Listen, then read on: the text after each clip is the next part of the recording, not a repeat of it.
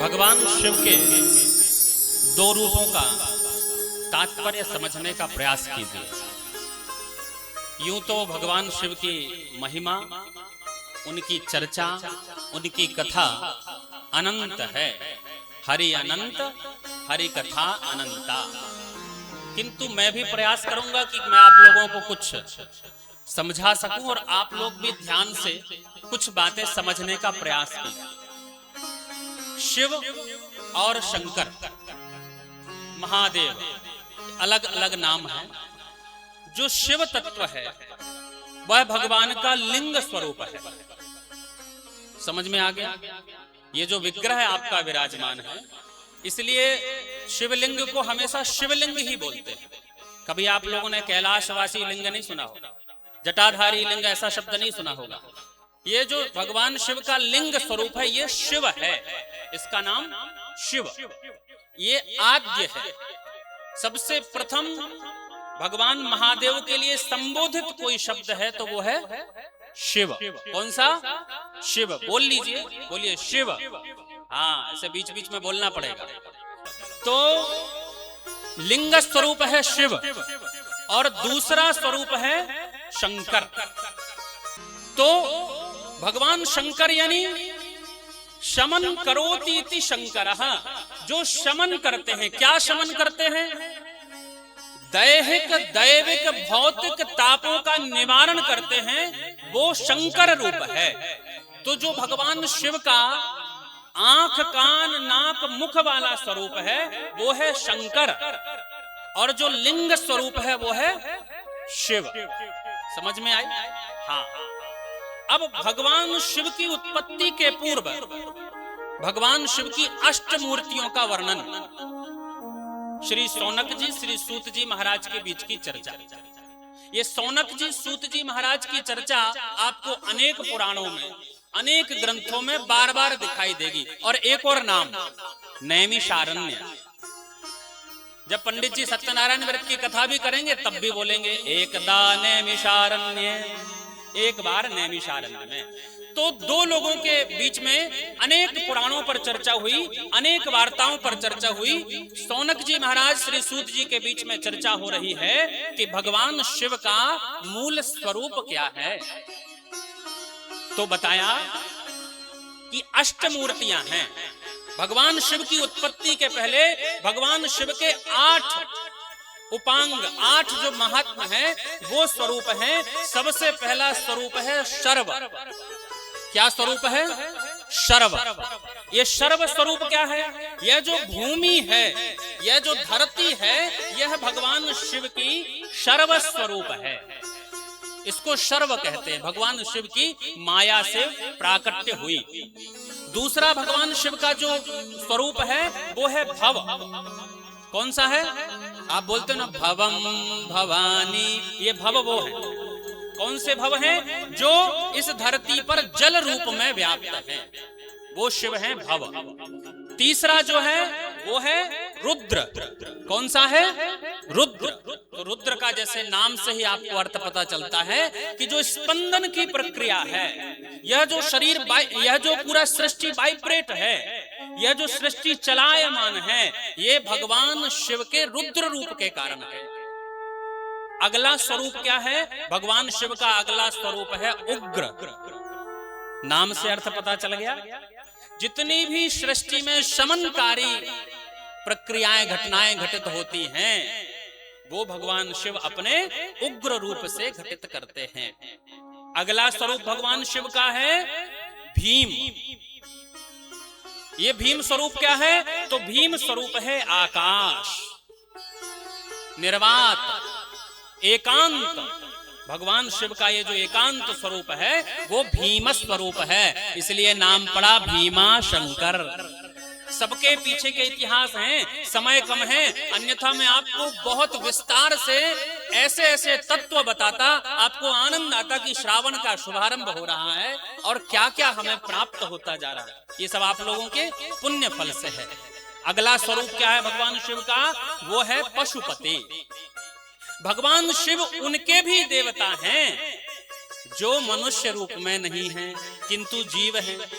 जिनके भीतर जीवन है किंतु वो मनुष्य रूप में नहीं है, ऐसे समस्त प्राणियों के, समस्त जीवों के जो देवता हैं वो है पशुपति भगवान। बोलिए पशुपतिनाथ की। हाँ, ये समझते जाइए। अगला स्वरूप है ईशान, जो भगवान शिव का सूर्य रूप है, प्रकाश रूप है। इस सृष्टि पर अगर प्रकाश निष्पादित होता है, प्रकाश संपन्न हो रहा है, तो भगवान शिव के ईशान रूप से। और अगला स्वरूप है भगवान शिव का महादेव। कौन सा? हर हर महादेव। ये महादेव मंगल स्वरूप है। भगवान शिव का जो मंगलकारी कार्य संपन्न होते हैं वो महादेव की कृपा से, महादेव के स्वरूप से होते हैं। ये 8 अष्ट मूर्तियों का वर्णन शिव महापुराण से प्राप्त होता है। अलग अलग रूपों में भगवान शिव ने अवतार लिया। कहीं उनको हमने अंशावतार कहा, कहीं रुद्रावतार कहा। एक और मजे की बात, एकमात्र देवता है जो आपके सामने विराजमान है। ठीक से देखिए, वो न्यूज में करते ना, गौर से देखिए। एकमात्र देवता है जो 2 रूपों में घटित होते हैं। भगवान विष्णु का दूसरा कोई विग्रह नहीं मिलेगा, भगवान राम का दूसरा कोई विग्रह नहीं मिलेगा। एक ही देवता है जो पुरुष रूप में भी विराजमान है और लिंग रूप में भी विराजमान है। एकमात्र देवता है, और कोई नहीं है। दूसरी कोई शक्ति ब्रह्मांड में नहीं है जो अपने आप को 2 रूपों में विभक्त करती हो। इतना बड़ा विज्ञान हमारे महादेव का है। उनकी कथा श्रवण कर रहे हैं, उनके रूपों के बारे में हम चर्चा श्रवण कर रहे हैं। अब भगवान शिव का सबसे प्रथम जो स्वरूप है वो है अर्धनारीश्वर रूप। यहां से शुरू होती है भगवान शिव के आरंभ की कथा।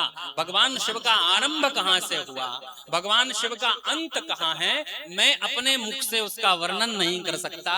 शास्त्रों में भी पढ़कर मैंने प्रयास कर लिया, और आप लोग भी प्रयास मत करना ये जानने की कि शिव का आरंभ कहां से है और उनका अंत कहां तक है। इसके अलग अलग कथाएं हैं और इस पर हमको जाना भी नहीं है।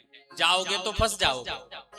कहीं कुछ डाउट हो तो किसी योग्य गुरु से थोड़ी मोड़ी आप चर्चा करके पूछ सकते हो, लेकिन अनावश्यक रूप से इनके ऊपर कभी, इनकी कथाओं पर, इनकी लीलाओं पर कोई प्रश्न नहीं उठाना।